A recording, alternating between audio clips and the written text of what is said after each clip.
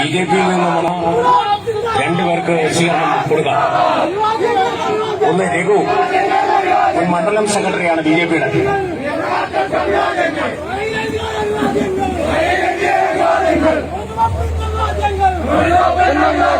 അടുത്തതായി ബിജെപി വട്ടപ്പള്ളിയിൽ നിന്നും വന്ന രാജു.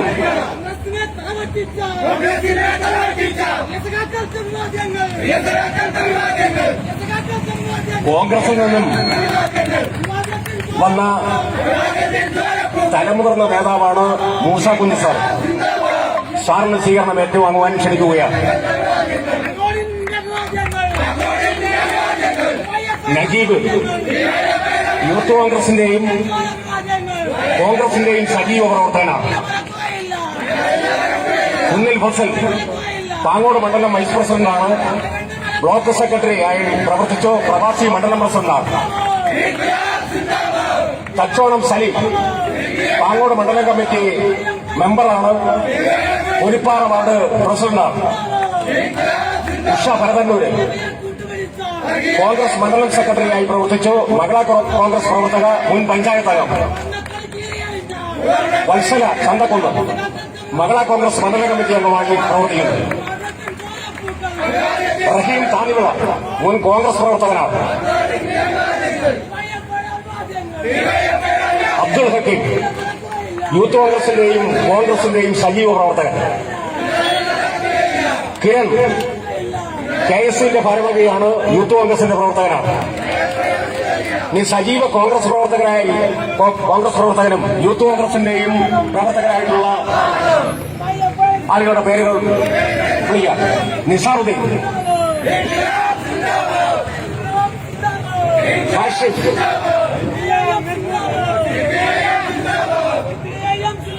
ഷാജിദ, സലാവുദ്ദീൻ കാഴ്ച,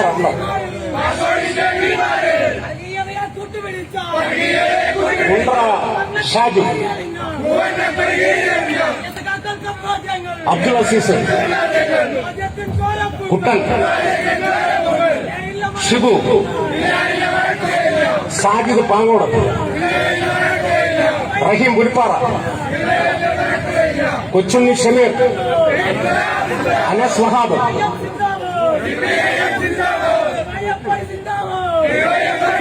ഷർമുദ്ദീൻ, അബ്ദുൽ മനാഫ്,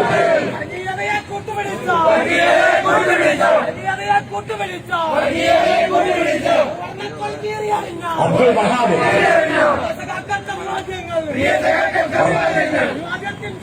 റാസി,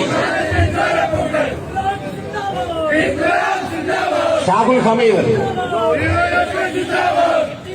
അമീൻ കൊച്ചാലമൂട്,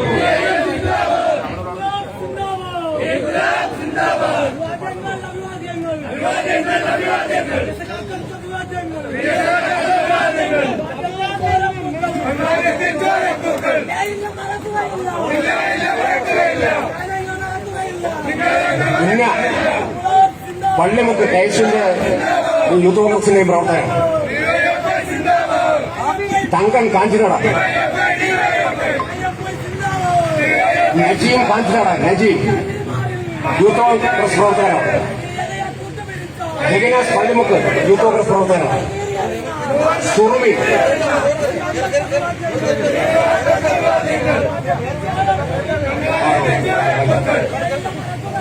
ഷൈബു യൂത്ത് കോൺഗ്രസ് നേതാവാണ്. ദീന,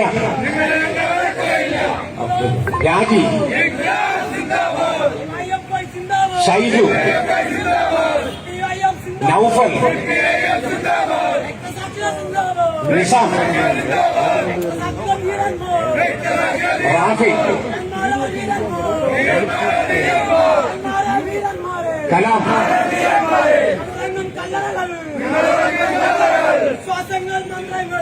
സുധീർ,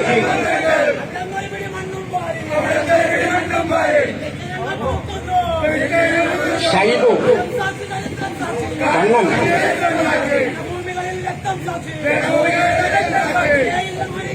സജീർ, സീന, ബിന്ദു, INTC പ്രവർത്തകരായിരുന്ന ഈശ കുഞ്ഞ്,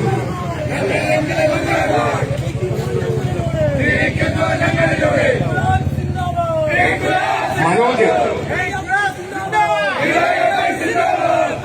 സലീം,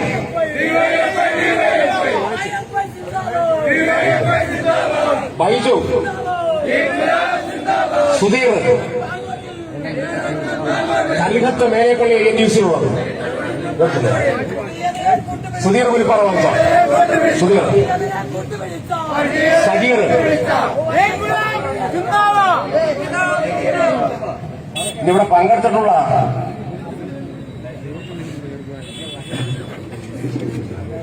ഇനി ആർക്കെങ്കിലും പേര് വിട്ടുപോയിട്ടുണ്ടെങ്കിൽ സ്വീകരണം ഏറ്റുവാങ്ങാവുന്നതാണ്.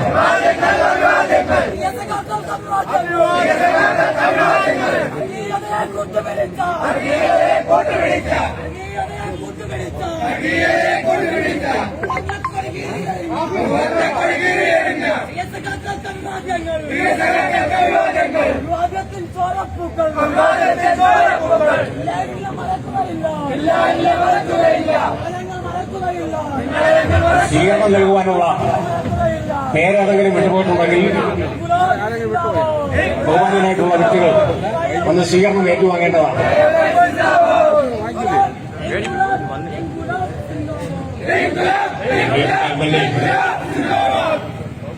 ഈ സമ്മേളനത്തെ അഭിസംബോധന ക്ഷണിക്കുകയും കൊടുക്കാം പാലുള്ളിയില്ല അപ്പോൾ ഇതങ്ങ് കൊടുക്കണം. അവിടെ മനോജിന്റെ കൊടുക്കണം. മനോജ് ഇതങ്ങ് കൊടുക്കണം. ബൈജു കേട്ടോ.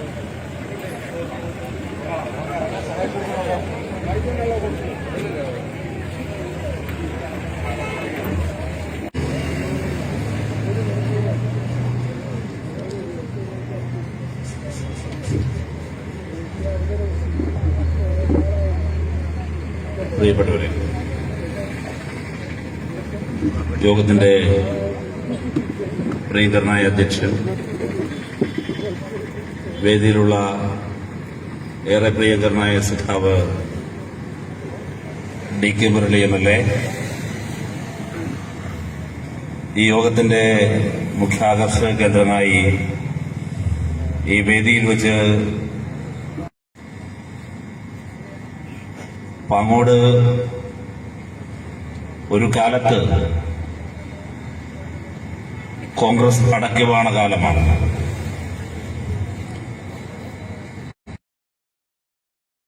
നിങ്ങൾ ആലോചിച്ച് നോക്കൂ, സാധാരണഗതിയിൽ ഒരു ഗവൺമെന്റ് കേരളം ഭരിക്കുമ്പോൾ അതിന്റെ അവസാന ഘട്ടത്തിലേക്ക് എത്തുമ്പോൾ ആ സർക്കാർ വിരുദ്ധ വികാരമാണ് സാധാരണഗതിയിൽ ഉയർന്നു വരിക.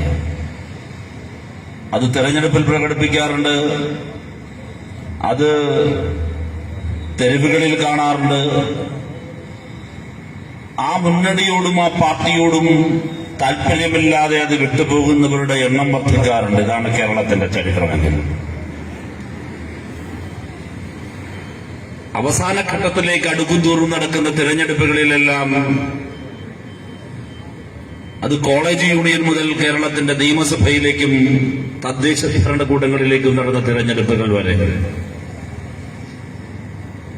ഇടതുപക്ഷ ജനാധിപത്യ മുന്നണി വലിയ മുന്നേറ്റമുണ്ടാക്കുന്നത് കാണാൻ കഴിയാം. ഇതാ ഇവിടെ ഈ പാങ്ങോടിന്റെ ചരിത്രമിരമ്പുന്ന മണ്ണിൽ മൂസ സാറിനെ പോലുള്ള പരിണിതപ്രജ്ഞരായ ഈ നാടിന്റെ സമശീർഷരായ ഒരു കാലത്തിന്റെ കോൺഗ്രസ് നേതൃത്വമാകെ ആ കുടുംബങ്ങളാൽ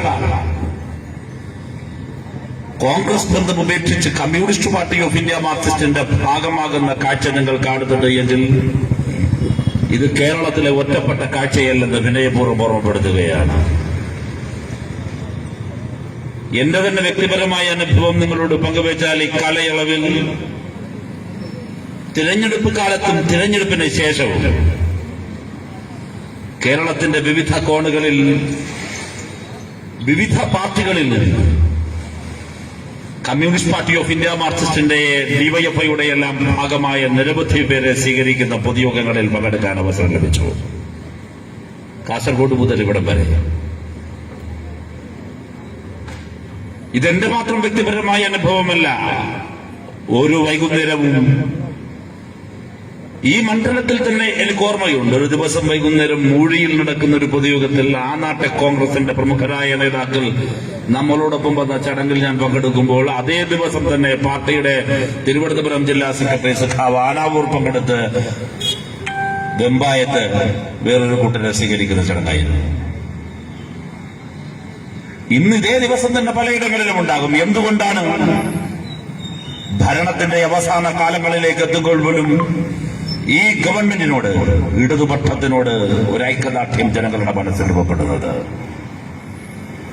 ഉത്തരം ലളിതമാണ്.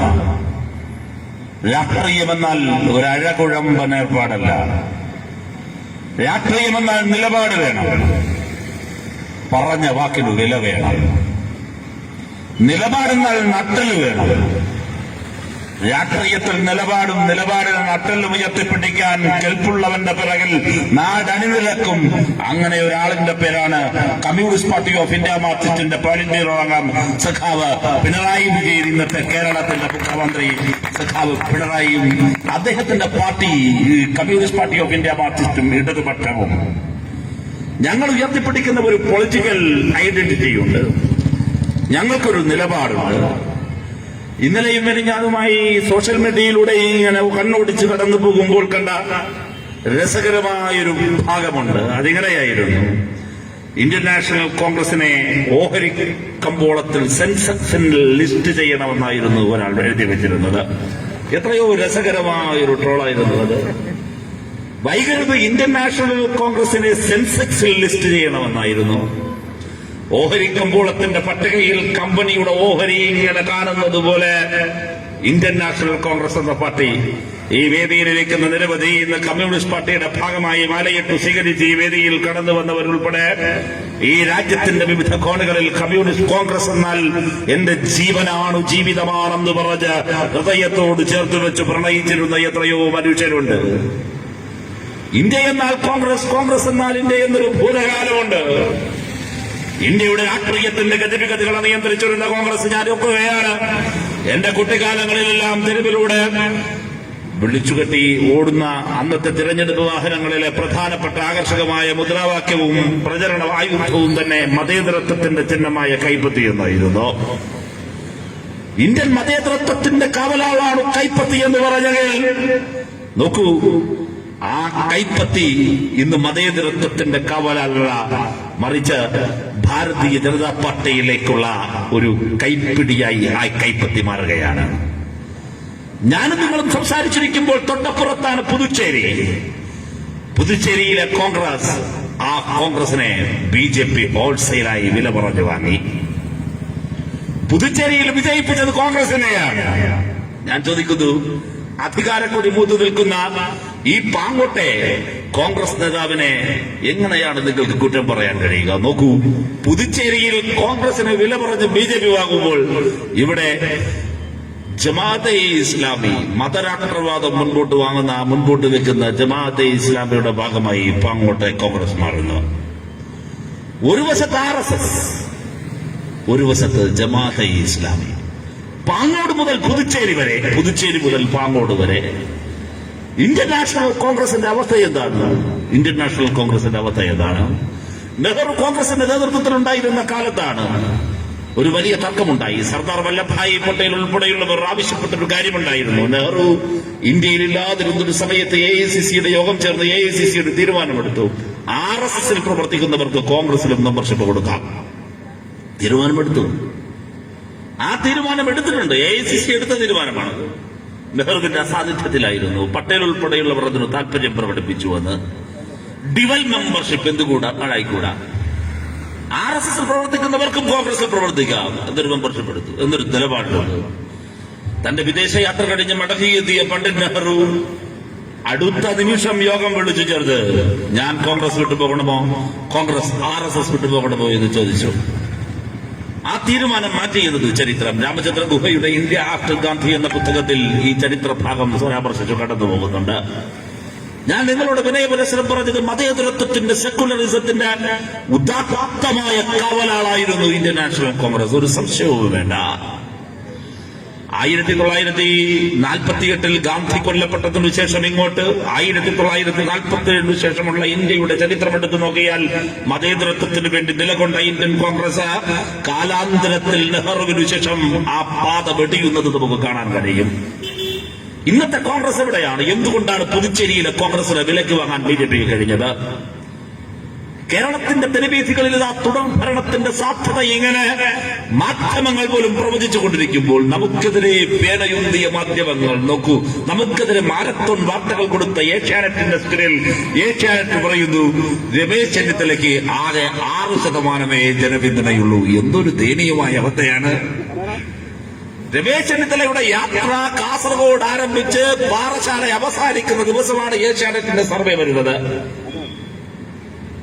അതിന്റെ അർത്ഥം രമേശ് ചെന്നിത്തലയ്ക്ക് ഈ ജാഥയിൽ കിട്ടിയ മാലയുടെ എണ്ണം പോലും ഇല്ല. ആളുകൾ രമേശ് ചെന്നിത്തലയുടെ പിന്നിലുള്ള ആളുകൾ പിന്തുണയില്ല. സുരേന്ദ്രനോടൊപ്പം നൽകുകയാണ്. ഞാൻ പറഞ്ഞു വരുന്നത് ആ ഏഷ്യാനെറ്റ് പോലും പറയുന്നു, 24 പറയുന്നു, കേരളത്തിലെയും ഇന്ത്യയിലെയും പ്രധാനപ്പെട്ട എല്ലാ മാധ്യമങ്ങളും പറയുന്നു ഇടതുപക്ഷം തുടർ ഭരണത്തിലേക്ക് കടന്നു പോവുകയാണ് എന്ന്. ഇടതുപക്ഷം തുടർ ഭരണത്തിലേക്ക് കടന്നു പോകുന്നു എന്ന് വരികയിൽ ആ ഇടതുപക്ഷത്തെ ഇല്ലാതാക്കുന്നതിനു വേണ്ടി സുസംഘടിതമായ നീക്കമാണ് മറുവശത്ത് നടക്കുന്നത്. പുതുച്ചേരിയിൽ മാത്രമല്ല, ഇവിടെയും അവർ RSSനെ കൂട്ടാൻ കൂടുന്നു. മഹാരാഷ്ട്രയിലും വേറെ ഏതെങ്കിലും ഒരു സംസ്ഥാനത്ത് മാത്രമല്ല, ഇന്ത്യയിലെ എല്ലാ സംസ്ഥാനങ്ങളിലും RSSും BJPയും ഒന്നായി മാറുമ്പോൾ എന്തുകൊണ്ടാണ് ഇന്ന് കോൺഗ്രസ് RSSും BJPയുമായി മാറുന്നത്? എന്തുകൊണ്ട്? ഏറ്റവും ഒടുവിലായി പുറത്തു വന്ന ഏറ്റവും കൗതുകകരമായ ഒരു രാഷ്ട്രീയ വർത്തമാനമുണ്ട്.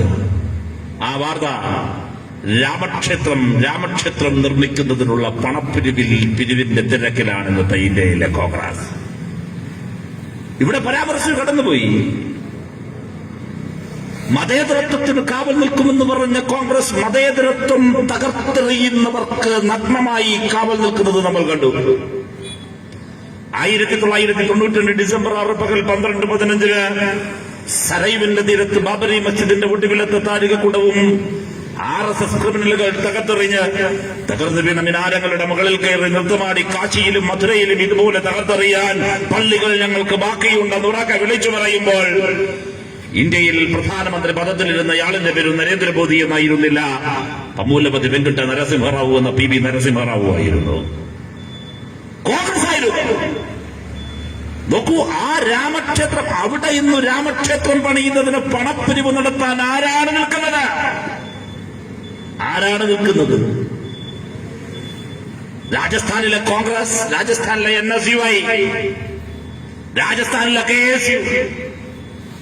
ഒരല്പസമയങ്ങൾക്ക് മുമ്പ് തിരുവനന്തപുരത്തെത്തിയ രാഹുൽ ഗാന്ധി പ്രസംഗിച്ചതായി ഇപ്പോൾ ഞാൻ ഇവിടേക്ക് എഴുന്നേൽക്കുമ്പോൾ വാർത്ത കണ്ടു. എന്തുകൊണ്ടാണ് സെക്രട്ടേറിയറ്റ് പടിക്കലിന്റെ മുമ്പിൽ ഇങ്ങനെ വിദ്യാർത്ഥികൾ കിടക്കേണ്ടി വരുന്നത് എന്ന് രാഹുൽ ഗാന്ധി ചോദിച്ചു. ഞങ്ങൾ രാഹുൽ ഗാന്ധിയോട് തിരികെ ചോദിക്കുന്നു, അല്ല ബ്രോ, എന്തിനാണ് രാജസ്ഥാനിലെ വിദ്യാർത്ഥികൾ, KSUവിന്റെ കുപ്പായമണിഞ്ഞ വിദ്യാർത്ഥികൾ, NSUവിന്റെ കുപ്പായമണിഞ്ഞ വിദ്യാർത്ഥികൾ എന്തിനാണ് ബ്രോ തെരുവിൽ രാമക്ഷേത്രത്തിന് ഫണ്ട് പിരിക്കാൻ നടക്കുന്നതെന്ന് മറുപടി പറഞ്ഞിട്ട് ഇത് ചോദിച്ചാൽ പോരെ ബ്രോ എന്നാണ് ബ്രോയോടുള്ള ചോദ്യം. ഇവിടെ എന്തിനു കിടക്കുന്നു എന്ന് ഞാൻ പറയാം, അതിലേക്ക് വരുന്നുണ്ട്. രാഹുൽ ഗാന്ധിക്ക് ഇന്ത്യൻ രാഷ്ട്രീയത്തിൽ എന്ത് വ്യക്തിത്വമാണുള്ളത്? എന്ത് നിലപാടാണുള്ളത്?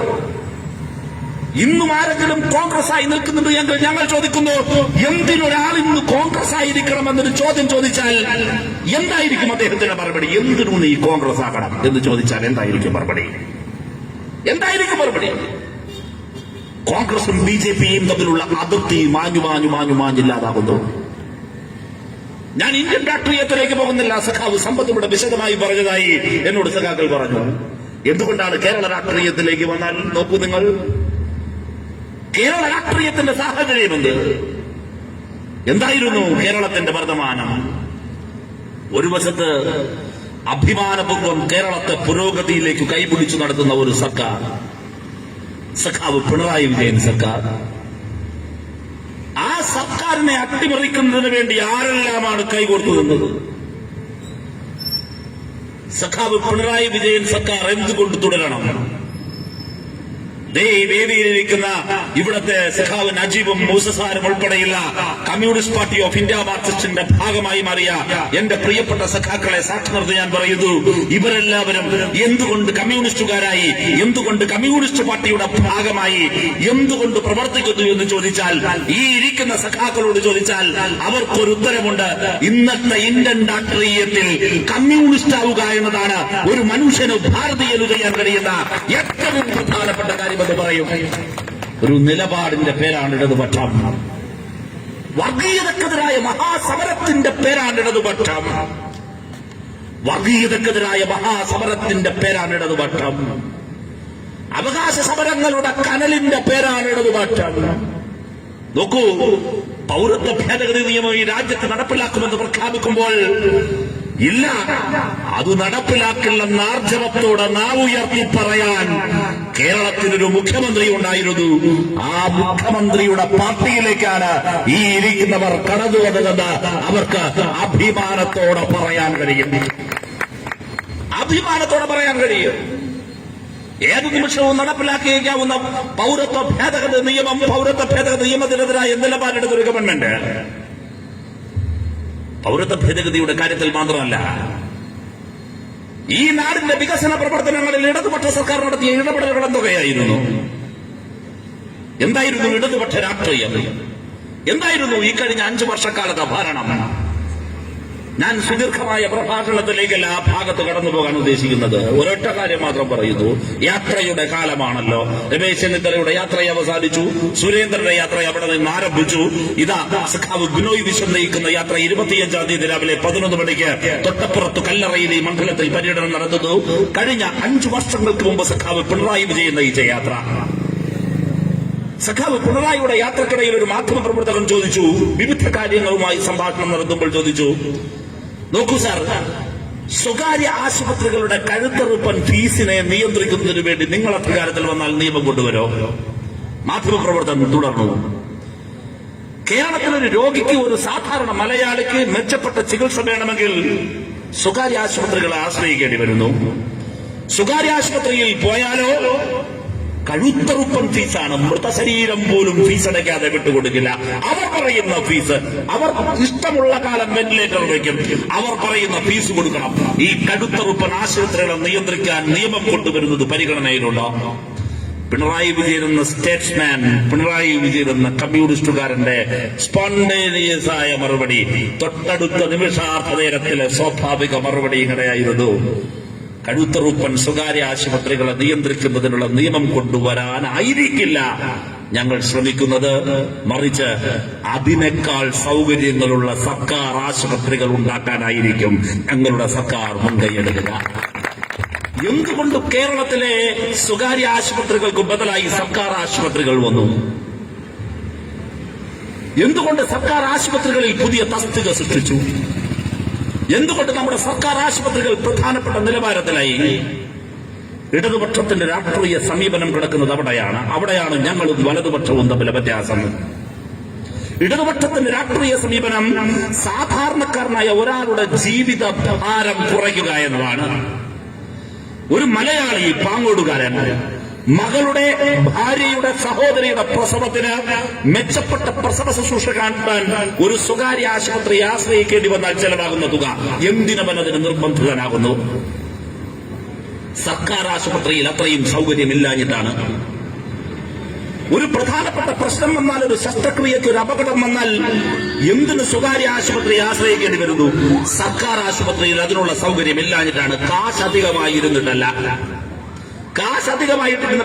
കാശ് അധികമായിരുന്നു എനിക്ക് സ്വകാര്യ ആശുപത്രിയിലെ സൗകര്യങ്ങൾ വേണമെന്ന് ആവശ്യപ്പെടുന്ന ഒരു കൂട്ടം പേരുണ്ടാകും. പക്ഷേ ഭൂരിപക്ഷം മലയാളിയും ഇല്ലാത്ത കാശുണ്ടാക്കിയാണ് സ്വകാര്യ സംരംഭങ്ങളെ, ആശുപത്രികളെ ആശ്രയിക്കേണ്ടി വരിക. അതേ സൗകര്യങ്ങൾ സർക്കാർ മേഖലയിൽ ഉണ്ടാക്കിയാലോ അവന്റെ ജീവിത ഭാരമാണ് കുറയുക. എന്തിനാണ് കേരളത്തിൽ 6 ലക്ഷം കുട്ടികൾ സർക്കാർ പള്ളിക്കൂടങ്ങളിലേക്ക് മടങ്ങി വന്നത്? എന്തുകൊണ്ട് സർക്കാർ പള്ളിക്കൂടങ്ങൾ ഹൈടെക്കായി? കേരളത്തിലെ പള്ളിക്കൂടങ്ങൾ അടച്ചുപൂട്ടിക്കൊണ്ടിരുന്ന ഒരു കാലമുണ്ടായിരുന്നു. ഉമ്മൻചാണ്ടി കേരളത്തിന്റെ മുഖ്യമന്ത്രിയായിരുന്ന കാലം, അബ്ദുൾ റബ്ബ് കേരളത്തിന്റെ വിദ്യാഭ്യാസ മന്ത്രിയായിരുന്ന കാലം. ആ കാലം മാറി. അടച്ചുപൂട്ടിയ പള്ളിക്കൂടങ്ങൾ ഇന്ന് ഹൈടെക്കായി. കേരളത്തിന്റെ സർക്കാർ പള്ളിക്കൂടങ്ങളുടെ മുഖം മാറി. എന്തുകൊണ്ട്? ഇല്ലാത്ത പണം ചിലവിട്ട് സ്വന്തം കുട്ടിക്ക് മെച്ചപ്പെട്ട വിദ്യാഭ്യാസം കൊടുക്കാൻ സ്വകാര്യ സ്കൂളുകളെ ആശ്രയിച്ചു കൊണ്ടിരുന്നത് മാറി ഇന്നിതാ സർക്കാർ സ്കൂളുകൾ ഹൈടെക്കായി. ഈ മാറ്റം കേരളത്തിലെ ഇടതുപക്ഷത്തിന്റെ ഇടപെടലാണ്. എന്തുകൊണ്ട് UDF കേരളം ഭരിക്കുമ്പോൾ സർക്കാർ ആശുപത്രികൾ മെച്ചപ്പെടുന്നില്ല? എന്തുകൊണ്ട് മെച്ചപ്പെടുന്നില്ല? എന്തുകൊണ്ട് UDF ഭരിക്കുമ്പോൾ സർക്കാർ സ്കൂളുകൾ മെച്ചപ്പെടുന്നില്ല? സ്കൂളുകൾ അടച്ചുപൂട്ടുന്നു. നോക്കൂ, സർക്കാർ ആശുപത്രിയും സർക്കാർ സ്കൂളും മാത്രമല്ല, എന്തുകൊണ്ട് നിങ്ങൾ പട്ടിണി കിടന്നില്ല? വളരെ പ്രധാനപ്പെട്ട ഒരു ചോദ്യമാണല്ലോ. ഇവിടെ ഉണ്ടാകും. നമ്മുടെ ശ്രീമണി എന്നോട് പറഞ്ഞൊരു കാര്യമാണ് മൈലമൂട്ടിലെ അനുഭവം ഞാൻ ശ്രീമണി എന്നോട് പറഞ്ഞത്. കേരളത്തിലാകെ പ്രസംഗിക്കുമ്പോൾ ഞാൻ ആ ഭാഗം പറയുന്നുണ്ട്. അവിടെ ഒരു വല്യമ്മച്ചി മൈലമൂട് ബൂത്തിൽ വോട്ട് ചെയ്യാൻ വേണ്ടി പോകുന്നു. വോട്ട് ചെയ്യാൻ പോയപ്പോൾ അവിടെ സൈഡിൽ നിന്നൊരു ചെറുപ്പക്കാരൻ ചോദിച്ചു, അമ്മച്ചി ആർക്കാണ് അമ്മച്ചി വോട്ട് ചെയ്യാൻ പോകുന്നത്? തമാശ ചോദിച്ചതാണ് അമ്മച്ചി ഒന്ന് ഇളക്കാൻ. അമ്മച്ചി തിരിഞ്ഞു നിന്ന് മുഴപ്പിച്ച് നോക്കിയിട്ട് മറുപടി പറഞ്ഞു, അടുക്കളയിൽ കലത്തിൽ നിറയെ അരിയിരിപ്പുണ്ട് എന്ന് പറഞ്ഞിട്ട് നേരെ പോളിംഗ് ബൂത്തിലേക്ക് പോയി. മൈലമൂട്ടിൽ ശ്രീമണി എന്നോട് പറഞ്ഞ ഈ അനുഭവം തെരഞ്ഞെടുപ്പ് കഴിഞ്ഞ് അവന്റെ കല്യാണത്തിന് അവന്റെ വീട്ടിൽ പോയ സമയത്താണ് അവർ ഈ കഥ പറയുന്നത്. ഞാൻ ചോദിച്ചോടെ ജയിക്കോ എന്ന് വെച്ചപ്പോഴാണ്, അണ്ണ നല്ല ട്രെൻഡാണ്. അവൻ പറഞ്ഞു, ഇതാണ് ഫീഡ്ബാക്ക്. നല്ല രസകരമായ സംഭവമാണല്ലോ. ഞാൻ കേരളമാകെ പ്രസംഗിക്കുമ്പോൾ പറയുന്നുണ്ട്, എനിക്ക് ചുമതലയുണ്ടായിരുന്നു കൊല്ലത്തൊരു മലയോര ഗ്രാമത്തിൽ ഇതായിരുന്നു അനുഭവം എന്ന് ഞാൻ പറയുന്നുണ്ട്. ഇപ്പോ ഇത് തന്നെയാണ് മലയാളത്തിന്റെ പ്രിയപ്പെട്ട ചലച്ചിത്രകാരൻ രഞ്ജിത്ത് പറഞ്ഞ പങ്കുവച്ച അനുഭവം. വയനാടൻ ചുരമിറങ്ങി കടന്നു വന്നപ്പോൾ ഒരു ചെറിയ പീടിക കണ്ട. പീടികയിൽ ഒരു സിഗരറ്റ് വലിച്ച് ചായ കുടിക്കാൻ വേണ്ടി ഇറങ്ങിയപ്പോൾ ആ പീടിക കടക്കാരനോട് ചോദിച്ചു, ഈ ചെറിയ കട കൊണ്ടാണല്ലോ ജീവിക്കുന്നത്, കഥകളെല്ലാം പറയുന്നുണ്ടെന്ന് ചോദിച്ചു, ആർക്കാണ് വോട്ട് ചെയ്യുക? ആ മനുഷ്യൻ മറുപടി പറഞ്ഞു, സാർ പട്ടിണി കിട്ടില്ലല്ലോ സാർ. ഈ പീടിക ഒന്ന് തുറന്നു പ്രവർത്തിക്കാതിരുന്നാൽ ഒരു ദിവസം ഞാൻ പട്ടിണിയാണ് എന്റെ കുടുംബം. എന്ന് തുറക്കാനാകുമെന്നറിയാതെ അടച്ചിട്ടിരുന്നു അനിശ്ചിതമായി. പക്ഷേ അപ്പോഴും എന്നെ പട്ടിണി കിട്ടില്ലല്ലോ എന്റെ സർക്കാർ. എന്തുകൊണ്ട്? ഞാൻ ചോദിക്കുന്നു, ഇന്ത്യയിൽ വേറെ ഏതെങ്കിലും ഒരു സംസ്ഥാനത്ത് നോക്കൂ, സഖാവ് പിണറായി വിജയൻ എന്ന കേരളത്തിന്റെ പ്രിയങ്കരനായ മുഖ്യമന്ത്രി അന്നൊരിക്കൽ വാർത്താ സമ്മേളനത്തിൽ പറഞ്ഞു, ഇനി നമുക്ക് APL-ഉം BPL-ഉം വേണ്ട. APL-ഉം BPL-ഉം എല്ലാം കോൺഗ്രസിന്റെ കാലത്തുണ്ടാക്കി വരച്ചു വെച്ചതാണ്. മലയാളിക്ക് ഒരു പ്രശ്നമുണ്ട്. സഖാവ് പിണറായി പറഞ്ഞു, നിങ്ങൾ ഈ ലോക്ക്ഡൌൺ കാലത്ത് നിങ്ങൾ ഭക്ഷണം വിതരണം ചെയ്യാൻ പോകുമ്പോൾ സന്നദ്ധ പ്രവർത്തകരും പ്രാദേശിക ഭരണകർത്താക്കളും ശ്രദ്ധിക്കണം, ഇങ്ങോട്ട് വിളിച്ച് ചോദിക്കണമെന്നില്ല മലയാളി. താൻ പട്ടിണിയാണെന്ന്, തന്റെ വീട്ടിൽ ഭക്ഷണത്തിന് വകയില്ലെന്ന് പുറത്തു പറയാൻ മടിക്കുന്ന അഭിമാനിയാണ് മലയാളി. കണ്ടാൽ ഒരു കുറവുമുണ്ടാകില്ല. ബൈക്കുണ്ടാകും, സംവിധാനം ഉണ്ടാകും, ചിലപ്പോൾ ഒരു കാറുണ്ടാകും, തെറ്റില്ലാത്തൊരു വീടുണ്ടാകും, വേഷത്തിൽ ഒരു കുറവുമുണ്ടാകില്ല. പക്ഷേ വരുമാനം നിലച്ചു പോയിരിക്കുകയാണല്ലോ സകല മനുഷ്യർക്കും. അതുകൊണ്ടൊരു പക്ഷേ അവരും പട്ടിണിയായിരിക്കും. അതുകൊണ്ട് അവൻ ഇങ്ങോട്ട് വിളിച്ചു ഭക്ഷണം ചോദിക്കുന്നത് കാത്തു നിൽക്കാതെ അവർക്കരികിലേക്ക് എത്തണം. സഖാവ് പിണറായി പറഞ്ഞു, ഇനി APL-ന്റെയും BPL-ന്റെയും ഈ വര നമുക്ക് വേണ്ട. ഇതാ മുഴുവൻ മനുഷ്യരുടെ വീടുകളിലേക്കും ഈ വീട് കഴിഞ്ഞു പോകുന്നതിനുള്ള ഭക്ഷ്യക്കിറ്റ് ഈ സർക്കാർ എത്തിക്കുമെന്ന് നിശ്ചയദാർഢ്യത്തോടെ വിളിച്ചു പറഞ്ഞ ഇന്ത്യയിലെ വേറൊരു മുഖ്യമന്ത്രിയെ ഏതെങ്കിലും ഒരാൾക്ക് ചൂണ്ടിക്കാട്ടി തരാൻ കഴിയുമോ? സഖാവ് പിണറായി വിജയൻ. ഇന്ത്യയിൽ വേറൊരു സ്റ്റേറ്റില്ല. കോവിഡ് ചികിത്സ സൗജന്യമായ വേറൊരു സംസ്ഥാനത്തിന്റെ പേര് പറയാമോ? ഒരു സ്റ്റേറ്റ് നിങ്ങൾക്ക് ചൂണ്ടിക്കാട്ടി തരാനാകില്ല. എന്തുകൊണ്ട് കേരളം? ഇടതുപക്ഷം ഭരിക്കുന്നത് കൊണ്ട് കേരളം. പ്രിയപ്പെട്ടവരെ, 2 മഹാപ്രളയമാണ് പ്രകൃതി നമുക്ക് സംഭാവന ചെയ്തത്. തകർത്തെറിഞ്ഞു പലതും.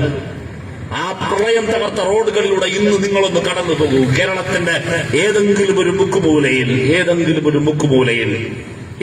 ഒരു റോഡ് ഇന്ന് പൊളിഞ്ഞു കിടക്കുന്നത് കാണാൻ കഴിയുമോ? എവിടെയെങ്കിലും ഒരിടത്ത് കാണാൻ കഴിയുമോ? തകർന്ന കേരളത്തെ പുനഃസൃഷ്ടിച്ചില്ലേ? തൊട്ടപ്പുറത്താണ് മലയോര ഹൈവേ. ഒന്ന് കടന്നു പോകൂ. കേരളത്തിന്റെ മുഖം മാറുകയല്ലേ? ഒരിക്കലും നടക്കില്ലെന്ന് കരുതിയ പദ്ധതികൾ ഇന്ന് നടപ്പിലാവുകയല്ലേ? ദേശീയ ജലപാത 1987 ആരംഭിച്ചതാണ്. ദേശീയ ജലപാത. എന്താ ദേശീയ ജലപാത? കേരളത്തിന്റെ ഒരറ്റം മുതൽ മറ്റൊരറ്റം വരെ പോകാൻ റോഡും റെയിലും വ്യോമമാർഗവും പിന്നെ ഹൈവേയും മാത്രമല്ല, മറിച്ച് നമുക്ക് ജലത്തിലൂടെ കടന്നു പോകാം. ചരക്ക് ഗതാഗതം മുഴുവൻ ഇനി കടൽ വഴിയാകും, ജലമാർഗമാകും. അതാണ് ദേശീയ ജലപാത. ദേശീയ ജലപാത എന്ന സ്വപ്നം കേരളത്തിൽ 1987 മുതൽ കിനാവ് കാണാൻ തുടങ്ങിയതാണ്. അതിന്റെ ഫയലെടുത്ത് നടക്കാതെ ചുവപ്പ് നാടകളിൽ കുടുങ്ങിക്കിടന്നത് നോക്കൂ. വെറും 5 വർഷം കൊണ്ട് മഹാപ്രതിസന്ധികളുടെ ഈ കാലയളവിൽ യാഥാർത്ഥ്യമാക്കിയ നിശ്ചയദാർഢ്യത്തിന്റെ പേരാണ് സഖാവ് പിണറായി വിജയൻ എന്ന കേരളത്തിന്റെ മുഖ്യമന്ത്രി. അഭിമാനത്തോടെ ഇടതുപക്ഷം പറയും. മലയോര ഹൈവേ കേരളത്തിൽ ഭാവിയിൽ നോക്കൂ. പാങ്ങോട് എന്ന് പറയുന്ന പ്രദേശത്തിന്റെ പ്രത്യേകത, ഗൾഫ് ജീവിതം ഒരുപാട് ആസ്വദിച്ച നാടാണ്. പാങ്ങോടിന്റെ സമ്പദ് വ്യവസ്ഥ എന്താണ് നിയന്ത്രിക്കുന്നത് എന്ന് ചോദിച്ചാൽ രണ്ടാണ് പ്രധാനമായും. ഒന്ന് റബ്ബറും മറ്റൊന്ന് ഗൾഫും എന്ന് നമുക്ക് പറയാൻ കഴിയും. പക്ഷെ ഇനി ഇത് സാധ്യമാകുമോ? പാങ്ങോട്ട് ഇനി പിറക്കുന്ന ഒരു തലമുറയിൽപ്പെട്ടവർക്ക്, ഇപ്പോൾ വളർന്നു വരുന്ന ഒരു കൗമാരക്കാരന്റെ വിദ്യാർത്ഥിക്ക് +2 കഴിഞ്ഞ് ഡിഗ്രി കഴിഞ്ഞ് നേരെ വാപ്പ ജോലി ചെയ്തിരുന്ന സ്ഥലത്തേക്ക് ഇനി ഗൾഫ് ആശ്രയിച്ചു കടന്നു പോകാൻ കഴിയുമോ? ഗൾഫിലെ നിയമങ്ങൾ മാറുകയാണ്. പ്രവാസികൾ ഇങ്ങോട്ടേക്ക് വരികയാണ്. പ്രവാസ ജീവിതത്തിന്റെ അളവ് കുറയുകയാണ്. എങ്ങനെ ജീവിക്കും ഭാവി? ഇവിടെ തൊഴിലവസരങ്ങൾ ഉണ്ടാകണം. PSC വഴി മാത്രമല്ല, PSCയെ ശക്തിപ്പെടുത്തുക, PSC വഴി ഒരുപാട് പേർക്ക് ജോലി കൊടുക്കുക, പൊതുമേഖല ശക്തിപ്പെടുത്തുക, പൊതുമേഖല വഴി തൊഴിലവസരങ്ങൾ വർദ്ധിപ്പിക്കുക മാത്രമല്ല, ഇവിടെ പുതിയ ഇൻവെസ്റ്റ്മെന്റ് ഉണ്ടാകണം. ഇവിടെ പുതിയ തൊഴിലവസരങ്ങൾ സൃഷ്ടിക്കപ്പെടണം. അത് ഏതു മേഖലകളിൽ സാധ്യമാണ്? അതിലെ പ്രധാനപ്പെട്ട മേഖലയാണ് ടൂറിസം. പ്രകൃതി കനിഞ്ഞരുളിയ ദൈവത്തിന്റെ സ്വന്തം നാട്. വളർന്നു വരുന്ന ഒരു തലമുറയ്ക്ക് കേരളത്തിന്റെ ഇൻഫ്രാസ്ട്രക്ചർ ഡെവലപ്പ് ചെയ്യണം. കേരളത്തിൽ പുരോഗതി ഉണ്ടാകണം.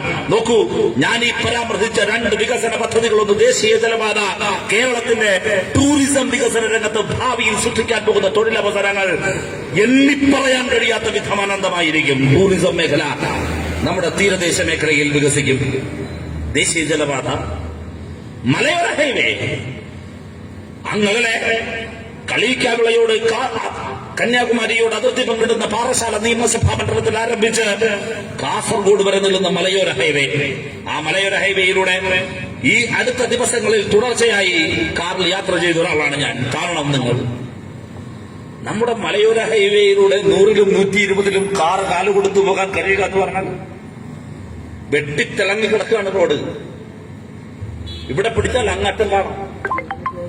NH അല്ല, ദേശീയപാതയല്ല, ബൈപ്പാസ് അല്ല, കേരളത്തിന്റെ ഒരറ്റം മുതൽ അങ്ങേയറ്റം വരെ ഒരു ഹൈവേ ഈ ഗവൺമെന്റിന്റെ കാലത്ത് പ്രഖ്യാപിച്ച്, ഈ ഗവൺമെന്റിന്റെ കാലത്ത് അതിന്റെ നിർണായകമായ ഒരു ഘട്ടം ഉദ്ഘാടനം ചെയ്തു സഖാവ് പിണറായി വിജയൻ എന്ന കേരളത്തിന്റെ മുഖ്യമന്ത്രി.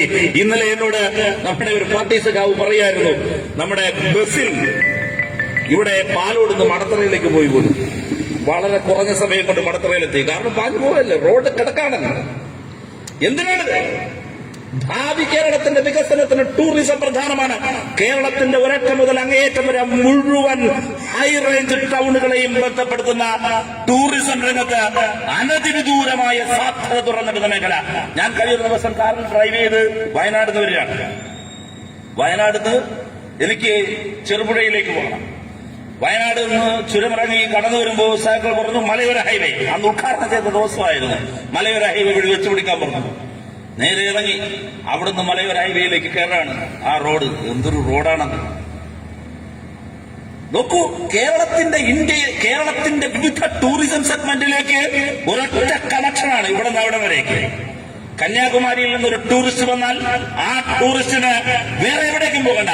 കേരളത്തിന്റെ ആ കടലോരത്ത് നിന്ന് ഹൈറേഞ്ചിലേക്ക് കണക്ടിവിറ്റി നേരെ കൊടുക്കുകയാണ്. കേരളം കണ്ടിറങ്ങിയവന് കർണാടക വഴി തിരിച്ചു പോവാം. കേരളത്തിന്റെ ടൂറിസം രംഗം ലക്ഷ്യമിട്ടുകൊണ്ടും കേരളത്തിൽ പുതിയൊരു ബദൽ പാതയും ഉണ്ടാക്കുകയായിരുന്നു. തകർന്നുപോയ കേരളമാണെന്ന് ഓർമ്മ വേണം. 2 പ്രളയങ്ങളിൽ നോട്ട് നിരോധനത്തിലൂടെ നരേന്ദ്രമോദി സർജിക്കൽ സ്ട്രൈക്കിൽ ആക്രമിച്ച നാടിന്റെ പേരാണ് കേരളം.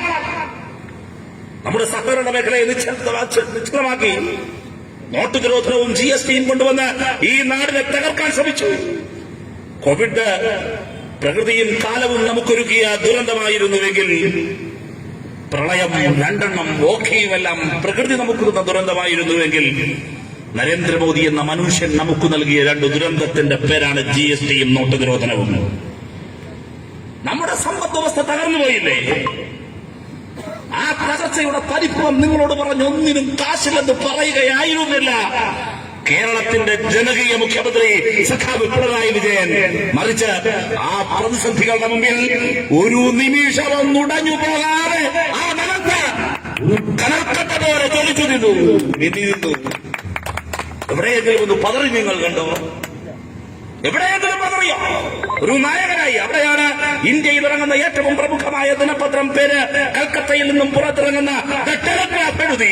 CM ചീഫ് മിനിസ്റ്റർ എന്ന വിരുദ്ധി എഴുതി CM ദ ക്രൈസിസ് മാനേജർ. ഈ കേരളത്തെ ഇന്ത്യയുടെ മുമ്പിൽ തല ഉയർത്തിപ്പിടിച്ചു നിൽക്കാൻ പഠിപ്പിച്ചു. ഈ പ്രളയമുണ്ടായ സമയത്ത് നരേന്ദ്രമോദി സർക്കാർ ഈ കേരളത്തിന് UAE ഗവൺമെന്റ് വെച്ചു കെട്ടിയപ്പോൾ UAE പറയാണ്, ഞങ്ങളുടെ ഒരു സഹോദര നാടാണിത്, ഞങ്ങളുടെ ഒരു സഹോദര നാടാണ് നിങ്ങളുടെ ഒരു രാജ്യം പോലെ ഒരു നാട്, ഒരു സഹോദര നാടാണ്. ഞങ്ങളാണ് UAE, നിങ്ങളാണ് UAE, നിങ്ങൾ തമ്മിൽ അത്രമേൽ ബന്ധമാണ്, ഞങ്ങൾ പണം തരാം. 5 നയാ പൈസ വാങ്ങാൻ ഈ നരേന്ദ്രമോദി സർക്കാർ അനുവദിച്ചോ? പക്ഷേ ഞങ്ങൾ ഇന്ന് പറയുന്നു, ഇന്നിതാ ഈ മലയോര ഹൈവേയും ഈ പണിത പാലങ്ങളും ഈ ഉദ്ഘാടനം ചെയ്ത മുന്നേറ്റവും കേരളത്തിന്റെ ഹൈടെക് സ്കൂളുകളും തകർന്നുപോയതെല്ലാം പുനഃസൃഷ്ടിച്ച് ഒരു നവകേരളത്തെ പടുത്തുയർത്തിക്കൊണ്ട് നരേന്ദ്രമോദിയുടെ മുഖത്ത് നോക്കി ഇതാ 5 ആണ്ട് പൂർത്തിയാകുന്ന പിണറായി സർക്കാരിന്റെ സാക്ഷി നിർത്തി കേരളം പറയുന്നു, അഭിമാനബോധമുള്ള മലയാളം പറയുന്നു, നിന്റെ സഹായം, നിന്റെ പ്രത്യേക മമതയും ഒന്നുമില്ലാതെ ഇന്ത്യയെല്ലാ പാലം വലിപ്പം ഉണ്ടായിരുന്നിട്ടും പാലവെക്കലും ഉണ്ടായിരുന്നിട്ടും അട്ടിമറിക്കാൻ ശ്രമിച്ചിട്ടും ഈ കേരളം അതിജീവിച്ചു. കേരളത്തെ കൂട്ടായി നിർത്തിയില്ലേ? ദുരിതാശ്വാസ നിധിയിലേക്ക് പണം കൊടുക്കില്ലെന്ന് പറഞ്ഞില്ലേ ഈ കോൺഗ്രസ്? 5 നയാ പൈസ കൊടുക്കരുതെന്ന് പ്രസംഗിച്ചില്ലേ ഇവര്? പക്ഷെ നാട് അറിഞ്ഞു നൽകി. ഈ കൊടി പാറിപ്പറക്കുമ്പോൾ ഡിവൈഎഫ്ഐയുടെ പ്രവർത്തകനായി ഞാൻ ഇവിടെ നിൽക്കുമ്പോൾ അഭിമാനം കൊള്ളും. ആക്രി പറക്കിയും അധ്വാനിച്ചും ഞങ്ങൾ ഇറങ്ങിയപ്പോൾ ഈ നാട് സഹകരിച്ചപ്പോൾ 11 കോടി രൂപയാണ് കേരളത്തിന്റെ ഖജനാവിലേക്ക് ഈ നാട് നൽകിയത്. ഒരു നാടിന്റെ ബദലായിരുന്നു. എല്ലാവരെയും ചേർന്ന് നിർത്തി. നമുക്ക് ഒരുമിച്ച് നിൽക്കാവുന്ന ഒരു മുഖ്യമന്ത്രി മുമ്പിൽ നിൽക്കുന്നു. പ്രതിസന്ധികളിൽ പതറി പുറകോട്ട് പോവുകയല്ല, പ്രതിസന്ധികളിൽ ഉയർന്നു വരുന്ന സാധ്യതകളെ പ്രയോജനപ്പെടുത്തി മുൻപോട്ട് പോകാനാണ് ഞങ്ങൾ ശ്രമിച്ചത്. 5 ആണ്ട് കഴിഞ്ഞു. എന്ത് ക്രമസമാധാന പ്രശ്നമുണ്ട് ഈ നാട്ടിൽ? സാധാരണ 5 വർഷം പൂർത്തിയാകുമ്പോൾ ആഭ്യന്തര വകുപ്പിനെതിരെ ആളിക്കത്തില്ലേ പ്രതിഷേധം? ഉണ്ടോ? നിങ്ങൾ പറ. അവിശ്വാസ പ്രമേയം നിയമസഭയിൽ അവതരിപ്പിച്ചു. അവിശ്വാസ പ്രമേയം നിയമസഭയിൽ അവതരിപ്പിച്ച് ആവോളം സമയം പ്രസംഗിക്കാൻ കിട്ടി കോൺഗ്രസിനും പ്രതിപക്ഷത്തിനും. ആഭ്യന്തര വകുപ്പിനെതിരെ ഒരു വരി വർത്തമാനം ഒരൊറ്റ MLA പറഞ്ഞില്ല. ഇവിടെ പോലീസ് ഉദ്യോഗസ്ഥർ കൊണ്ട് അവരോട് ഇത് കഴിയുമ്പോൾ രഹസ്യമായി ചോദിക്കണം. ഇക്കഴിഞ്ഞ ദിവസം എന്റെ വിവരം ഓർമ്മ ശരിയാണെങ്കിൽ 38 സബ് ഡിവിഷൻ DYSP ഓഫീസുകളാണ്. 28 എനിക്ക് സംശയമുണ്ട്. എത്ര വർഷത്തിന് ശേഷമാണ്? നിങ്ങൾ ആലോചിക്കേണ്ട ഒരു കാര്യമുണ്ട്. കേരളത്തിന്റെ ക്രമസമാധാനത്തിന്റെ വളർച്ചയ്ക്ക് എത്ര വലിയ മാറ്റമാണ്. DYSP ഓഫീസ് വരെയാണ് നമ്മുടെ ജില്ലയിൽ. നോക്കൂ, കാട്ടാക്കട DYSP ഓഫീസ്, തൊട്ടപ്പുറത്ത് Varkala DYSP office. DYSP office എന്ന് പറയുമ്പോൾ വെറും DYSP അല്ല. DYSP ഓഫീസ് വെറുതെ ഒരു ഓഫീസല്ല. എത്ര CIമാർക്കാണ് പ്രൊമോഷൻ കിട്ടിയത്? CIക്ക് പ്രൊമോഷൻ കിട്ടുമ്പോൾ SI to CI പ്രൊമോഷൻ വേറെ. അവിടെ എത്ര തസ്തികകളാണ് സൃഷ്ടിക്കപ്പെടാൻ പോകുന്നത്? ഒരു സ്ഥാപനം വരെയാണ്. അവിടെ എത്ര തസ്തികകളാണ് സൃഷ്ടിക്കപ്പെടാൻ പോകുന്നത്? ഒരു DYSP ഓഫീസിൽ. കേരളത്തിന്റെ ക്രമസമാധാന നില മാറ്റാൻ നോക്കൂ. ഇവിടെ ഈ മണ്ഡലത്തിന്റെ ഹൃദയഭാഗത്ത് വെഞ്ഞാറമൂട്ടിൽ റൂറൽ ജില്ലയുടെ police control room, pink police. കേരളത്തിന്റെ ക്രമസമാധാന നില ഞാൻ കൂടുതലൊന്നും പറയുന്നില്ല. തിരുവനന്തപുരം നഗരമധ്യത്തിൽ, തലസ്ഥാന നഗരത്തിൽ 24 ന്യൂസ് ഒരു രാത്രിയിൽ യാത്ര നടത്തി. നിങ്ങൾ കണ്ടിട്ടുണ്ടാകും ഒരു പക്ഷേ. 2 പെൺകുട്ടികൾ, വനിതാ റിപ്പോർട്ടർമാർ, രാത്രി 12 മണിക്ക് ശേഷം, ആലോചിക്കണം, 12-1 മണി കഴിഞ്ഞതിന് ശേഷം വേറെ ആരുമില്ലാതെ നടന്നുപോയി. രഹസ്യമായി ക്യാമറ സംഘം പലയിടങ്ങളിലായി ഇവരെ പിന്തുടർന്നു. കാണുന്ന ഒരാൾക്ക് ജീൻസും ടീഷർട്ടും ഇട്ട ഒരു പെൺകുട്ടി ഒറ്റയ്ക്ക് നടന്നു പോകുന്നു. റിപ്പോർട്ടറാണ്. 24ന്റെ പരീക്ഷണാത്മക റിപ്പോർട്ടിംഗ് ആയിരുന്നു, അത് അന്വേഷണാത്മക റിപ്പോർട്ടിംഗ് ആയിരുന്നു. നമുക്ക് അഭിമാനം കൊള്ളില്ലേ ആ റിപ്പോർട്ട്? അവർ പറയുകയാണ്, നിശ്ചിതമായ ഇടവേളകളിൽ വന്നു കാര്യങ്ങൾ തിരക്കി പോകുന്ന പോലീസ് പട്രോളിംഗ് ടീം. തിരുവനന്തപുരത്തിന്റെ അനുഭവമാണ്. തിരുവനന്തപുരത്തിന്റെ അനുഭവമാണ്. രാജ്യ തലസ്ഥാനത്ത് തെരുവിലിട്ട പെൺകൊടികൾ ക്രൂരമായി പീഡിപ്പിക്കപ്പെട്ടുകൊണ്ടിരിക്കുന്ന ഒരു കാലത്താണ്, നിർഭയമാറുണ്ടായിക്കൊണ്ടിരിക്കുന്ന കാലത്ത്, ഉന്നോവിൽ പെൺകുട്ടി ക്രൂരമായി പീഡിപ്പിക്കപ്പെടുന്ന കാലത്ത്, കത്വയിൽ പെൺകുട്ടികൾ ക്രൂരമായി പീഡിപ്പിക്കപ്പെടുന്ന കാലത്ത്, ഒരു പ്രായപൂർത്തിയായി കൗമാരദശയിലേക്ക് വരുന്ന ഒരു പെൺകുട്ടിയുള്ള ഒരു അമ്മയുടെ മനസ്സിൽ തീകോരിയിടപ്പെടുന്ന ഒരു കാലത്ത്, എന്റെ പെൺകുട്ടി സുരക്ഷിതയാണോ എന്ന ആശങ്കയിൽ ജീവിച്ചു പോകുന്ന ഒരു കാലത്ത്, ഇതാ ഈ കേരളത്തിന്റെ പിണറായി വിജയൻ മുഖ്യമന്ത്രിയായ ഈ കേരളത്തിന്റെ ഹൃദയഭൂമിയിൽ തിരുവനന്തപുരത്ത് ഒരു സ്വതന്ത്ര അന്വേഷണം നടത്തിയ 24ന്റെ അന്വേഷണ സംഘം കണ്ടെത്തുന്നു, മണിക്കൂറുകൾ പാതിരാവിനു ശേഷം ആ സമയത്ത് ഞങ്ങൾ മണിക്കൂറുകളോളം ഒറ്റയ്ക്ക് തിരുവനന്തപുരം നഗരത്തിന്റെ വിവിധ ഊടുവഴികളിലൂടെ നടന്നു പോകുമ്പോഴും കൃത്യമായ ഇടവേളകളിൽ വന്ന് എന്തിനിവിടെ ഒറ്റപ്പെട്ടു പോയി വീട്ടിലെത്തിക്കാൻ സഹായിക്കണമോ എന്ന് ചോദിക്കുന്ന പോലീസ് പട്രോളിംഗ് സംഘത്തെയാണ് ഞങ്ങൾക്ക് കാണാൻ കഴിഞ്ഞതെന്ന് ദൃശ്യങ്ങൾ സഹിതം അവർ റിപ്പോർട്ട് ചെയ്യുന്നു. ചില ചെറുപ്പക്കാർ അതുവഴി കടന്നു പോകുന്നു. ദോഷകരമായൊരു നോട്ടം പോലും നോക്കുന്നില്ല. കേരളം മാറുകയല്ലേ? ചില ചെറുപ്പക്കാർ അരികിലേക്ക് വന്ന് എന്തെങ്കിലും സഹായം ചെയ്തോ എന്ന് മാന്യമായി ചോദിക്കുന്നു. മാന്യതയില്ലാത്തതൊന്നും ഞങ്ങൾക്ക് ഈ രാത്രിയിൽ അനുഭവിക്കേണ്ടി വന്നില്ല എന്നവർ സാക്ഷ്യപ്പെടുത്തുമ്പോൾ കേരളത്തിന്റെ മാറ്റമല്ലേ? വർഗീയ കലാപങ്ങൾ ഉണ്ടായോ കേരളത്തിൽ? ആന്റണിയും ഉമ്മൻചാണ്ടിയും കേരളം പിരിച്ചപ്പോൾ മാറാട് കത്തിയില്ലേ? ഈ നാട്ടിലുടനീളം വർഗീയ കലാപങ്ങൾ ഉണ്ടായില്ലേ? എന്തുകൊണ്ട് കേരളം സൗഹാർദ്ദത്തിന്റെ നാടായി കഴിഞ്ഞ 5 വർഷം കടന്നുപോയി? അഴിമതിയുണ്ടോ കേരളത്തിൽ? നിങ്ങൾ പറ. തിരുവനന്തപുരത്ത് സംശുദ്ധം സദ്ഭരണം ആരുടെ യാത്ര? 6% ജനപിന്തുണയുള്ള മഹാന്റെ യാത്ര, മിസ്റ്റർ ഉസ്മാന്റെ യാത്ര, ഉസ്മാന്റെ സുഹൃത്തിന്റെ യാത്ര. ഉസ്മാന്റെ ഫ്രണ്ട് അവിടെ നിന്ന് ഇങ്ങോട്ട് വന്നു. ഉസ്മാന്റെ ദോസ്ത് നടത്തിയ യാത്രയുണ്ടല്ലോ. യാത്ര വന്നപ്പോ ഒരു പാലത്തിന് മുമ്പിലെത്തിയപ്പോ ബഹുമാന സൂചകമായി ജാഥ ഒന്ന് തലകുനിച്ചു. പാലത്തിന്റെ പേര് പാലാരിവട്ടം പാലം. സിമന്റും കമ്പിയുമില്ലാതെ പാലം പണിയാമെന്ന് കാണിച്ചിരുന്ന മഹാന്റെ പേരാണ് ഉമ്മൻചാണ്ടി. സിമന്റില്ല, കമ്പിയില്ല. ബ്ലാക്ക് ഫോറസ്റ്റിന്റെ കേക്ക് മുറിക്കുന്നത് പോലെയാണ്, ഹൽവ കഷ്ണം എടുത്ത് മുറിക്കുന്നത് പോലെയാണ് ഒരു പാലം ബംഗാളികൾ മുറിച്ചെടുത്തത്. അതിലൊന്നുമില്ല. സകലതും കൊണ്ടുപോയില്ലേ, സകലതും തകർത്തെറിഞ്ഞില്ലേ? ഞാൻ പിന്നെ പ്രസംഗിക്കാം. എന്റെ ഫോണിലോട്ട് വിളിച്ചാൽ എന്റെ ഫോണിൽ വിളി ഇവിടെ വെക്കുന്നോട്ടാ. ഇതാ പോട്ടാ.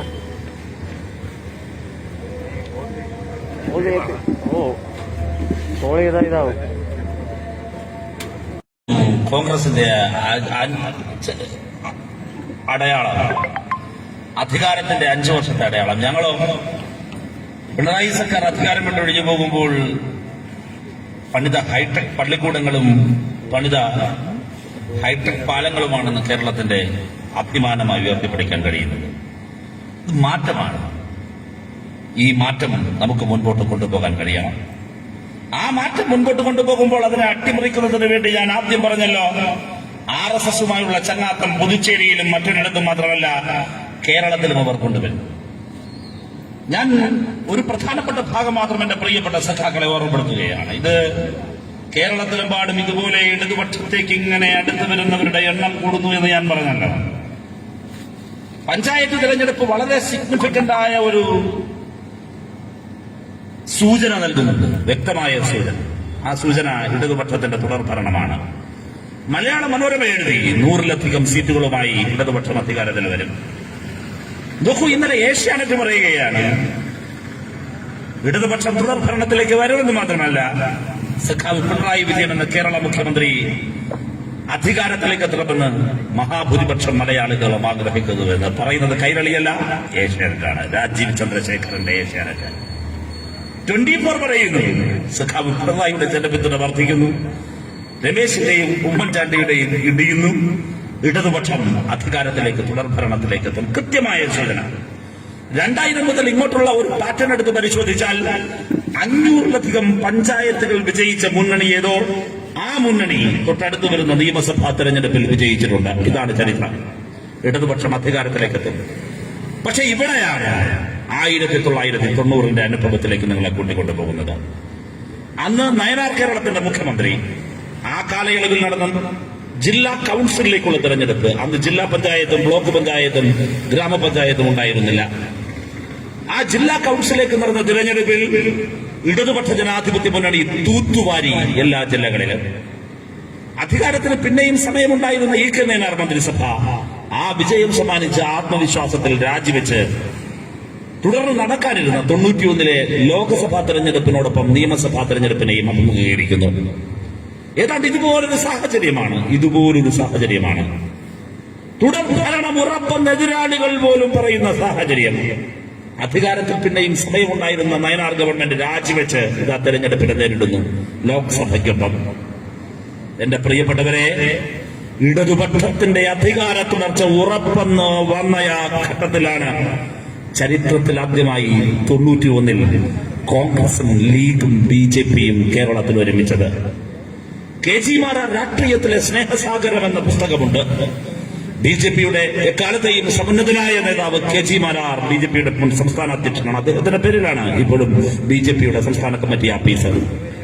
KG മാരാർ രാഷ്ട്രീയത്തിലെ സ്നേഹസാഗരം എന്ന അദ്ദേഹത്തിന്റെ ജീവചരിത്ര പുസ്തകത്തിലെ ഒരു അധ്യായത്തിന്റെ പേര് പാളിപ്പോയ പരീക്ഷണമെന്നാണ്. 91 പാളിപ്പോയ പരീക്ഷണം. കോൺഗ്രസും ലീഗും BJPയും ഒരുമിച്ച്. അതിൽ മാരാർ പറയുന്നുണ്ട്, ആ ഗ്രന്ഥകാരൻ പറയുന്നുണ്ട്, നോക്കൂ, ഞങ്ങൾ UDFുമായി സഖ്യം ചേരാൻ തീരുമാനിച്ചപ്പോൾ ഞങ്ങൾ എതിർപ്പ് പ്രതീക്ഷിച്ചത് ലീഗിൽ നിന്നായിരുന്നു.